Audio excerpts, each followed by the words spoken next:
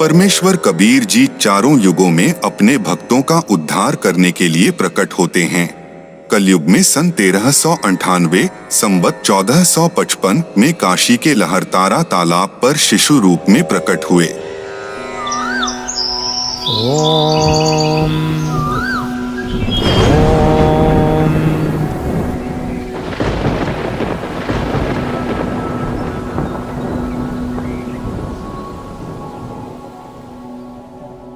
आज मुझे ये कैसा दृश्य दिखा?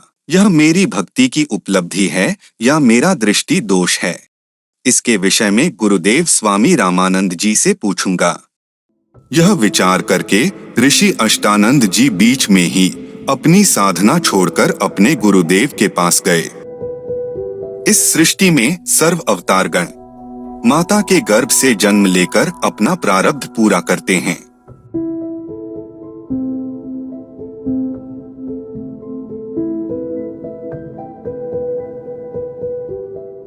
प्रणाम गुरुदेव। चिरंजीवी भवः।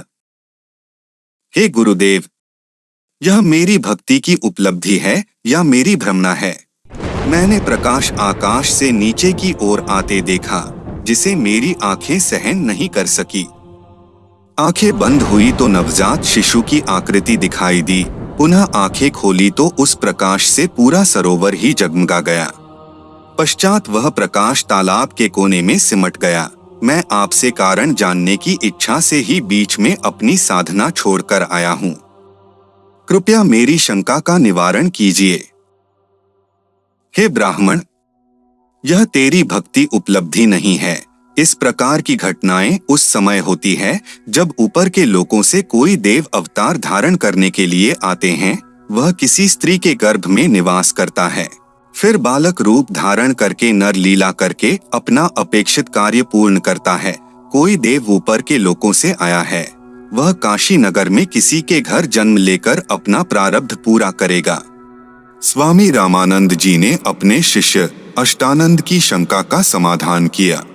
स्वामी जी की यही धारणा थी, सर्व अवतार गण माता के गर्भ से ही जन्म लेते हैं, परंतु असंख्य ब्रह्मांडों के सृष्टिकर्ता परमेश्वर कबीर जी माता के गर्भ से नहीं, अपितु प्रत्येक युग में सदैव कभी भी कहीं भी सहशरीर प्रकट हो जाते हैं।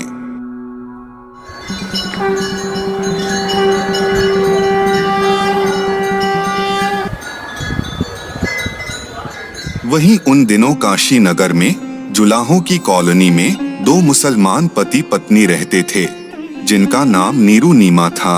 इन दोनों का जन्म ब्राह्मण कुल में हुआ था। पति का नाम गौरीशंकर और पत्नी का नाम सरस्वती था।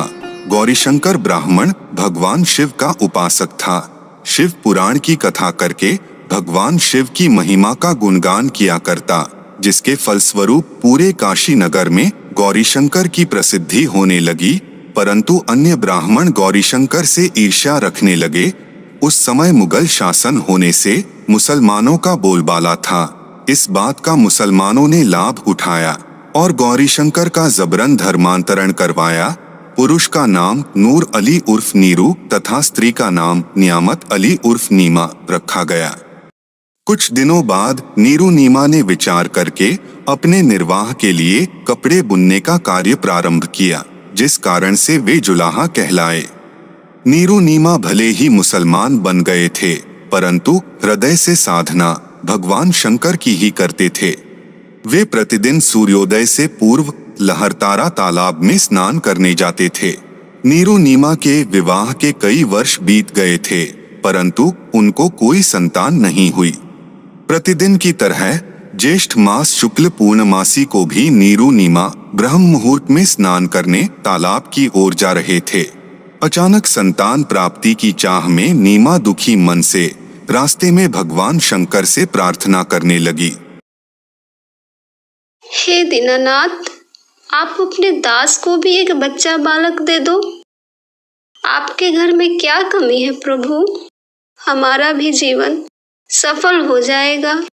दुनिया के व्यंग सुन सुनकर आत्मा दुखी हो जाती है। मुझ पापिन से ऐसी कौन सी किसी जन्म में गलती हुई जिस कारण से बच्चे का मुख देखने को भी तरसना पड़ रहा है। यह कहकर नीमा फूट फूट कर रोने लगी। तब नीरू ने नीमा को धैर्य दिलाते हुए कहा, हे नीमा, हमारे भाग्य में संतान नहीं है। यदि भाग्य में संतान होती तो प्रभु शिव अवश्य प्रदान करते। आप रो रो कर आंखें खराब कर लोगी। बालक भाग्य में है नहीं जो वृद्धा अवस्था में हाथ पकड़ लेता। आप मत रो, आपका बार बार रोना मेरे से देखा नहीं जाता। प्रभु की चर्चा बालक प्राप्ति की याचना करते हुए दोनों लहरतारा तालाब पर पहुंच गए। प्रथम नीमा ने स्नान के लिए प्रवेश किया।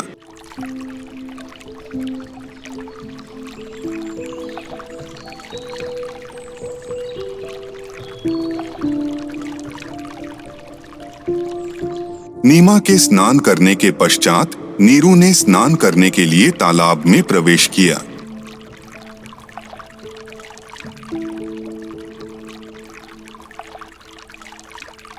जब नीमा कपड़े बदलकर पुनः तालाब पर धोने के लिए गई तो नीमा की दृष्टि एक कमल के फूल पर पड़ी जिस पर कोई वस्तु हिल रही थी।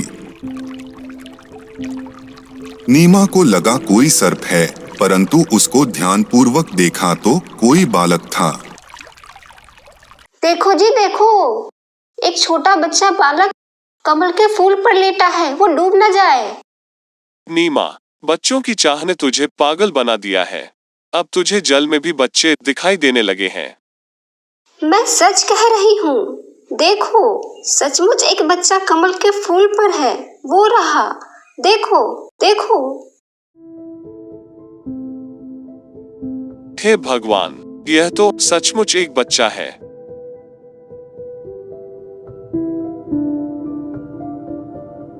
नीरू ने वह बच्चा उठाकर नीमा के गोद में दे दिया। नीमा ने परमेश्वर का मुख चूमा, पुत्रवत प्यार किया। जिस परमेश्वर की खोज में ऋषि मुनियों ने जीवन भर हठपूर्वक साधना किया, परंतु उन्हें वह नहीं मिला। जिस परमात्मा का नाम लेने से ही आंखों में आंसू भर जाता है, उनके गुणों को सुनकर कंठ भर जाता है, जिसके नाम से ही शांति होती है, वो पूर्ण ब्रह्म आज नीमा के सीने से पुत्रवत लगा हुआ था। भक्त मती नीमा के शरीर में इतनी शांति महसूस हो रही थी जिसके आनंद का कोई वर्णन नहीं किया जा सकता। स्नान करने के तत्पश्चात नीरू ने बालक के बारे में विचार किया। क्या बच्चे को घर ले जाना उचित होगा? कहीं नगर के लोग ये ना कहने लगे कि किसी और का बच्चा चुरा कर लाए हैं।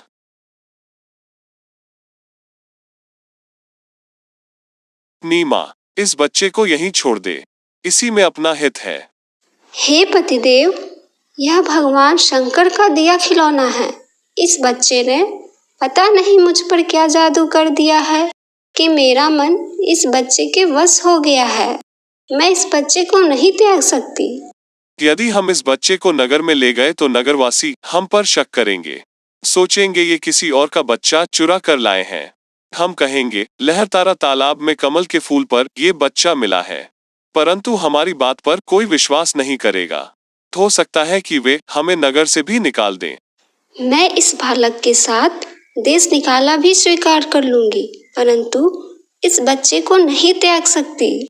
मैं अपनी मृत्यु भी स्वीकार कर लूंगी, परंतु इस बच्चे से भिन्न नहीं रह सकूंगी। मैंने आज तक तेरी किसी भी बात को नहीं ठुकराया, यह जानकर कि हमारे कोई बच्चा नहीं है।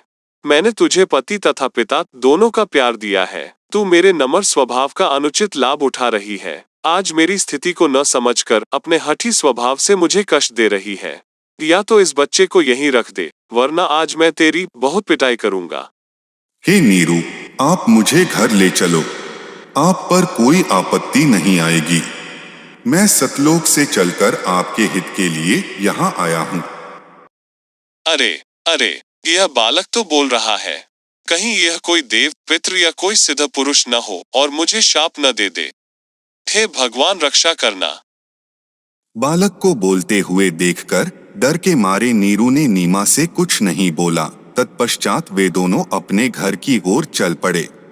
नगर में प्रवेश करने पर जिस नर व नारी ने शिशु रूप में परमेश्वर को देखा, वो देखता ही रह गया। परमेश्वर का शरीर अति सुंदर था। पूरी काशी नगरी में ऐसा अद्भुत बालक नहीं था। जो भी बालक को देखता वह अन्य को बताता। नूर अली को एक बालक तालाब पर मिला है। आज ही उत्पन्न हुआ शिशु है। डर के मारे लोग लाज के कारण किसी विधवा ने डाला होगा। बालक को देखने के पश्चात उसके चेहरे से दृष्टि हटाने का दिल नहीं करता। आत्मा अपने आप खींची जाती है। पता नहीं कैसा जादू है बालक के मुख में। पूरी काशी परमेश्वर के बालक रूप को देखने के लिए उमड़ पड़ी। बच्चे को देखकर सभी तरह तरह की बातें कह रहे थे। ये बालक तो देवता का अवतार है। ये भगवान शिव ही अपनी काशी नगरी को कृतार्थ करने को उत्पन्न हुए हैं। जिसको जो समझ में आता वह बालक के लिए वही बोलता। कोई कहता कि यह किन्नर का अवतार है, कोई कहता कि यह पितर नगरी से आया है। यह सर्व वार्ता नीमा ने सुनकर कहा, हे अल्लाह, मेरे बच्चे की इनकी नजर से रक्षा करना। तुमने कभी बच्चा देखा भी है कि नहीं? ऐसे समूह के समूह मेरे बालक को देखने आ रहे हो? नीमा, हमने बालक तो बहुत देखे हैं, परंतु आपके बालक जैसा नहीं, इसलिए हम इसे देखने आए हैं।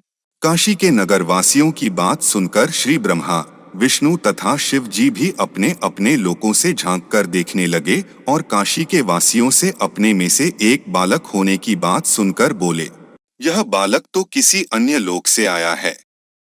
इसके मूल स्थान से हम भी अपरिचित हैं। यह बालक बहुत शक्ति युक्त कोई सिद्ध पुरुष होगा। असंख्य ब्रह्मांडों के रचनहार परमेश्वर कबीर जी इस लोक में जब आते हैं तो प्रत्येक युग में किसी निसंतान दंपति को प्राप्त होते हैं। वह अपने ज्ञान का प्रचार प्रसार दोहों लोकोक्तियों और वाणियों के माध्यम से करके चले जाते हैं। इस बात की जानकारी ऋषि, महात्मा और देवताओं को भी नहीं होती। वो परमेश्वर को केवल एक संत समझकर यथार्थ लाभ प्राप्त करने से चूक जाते हैं।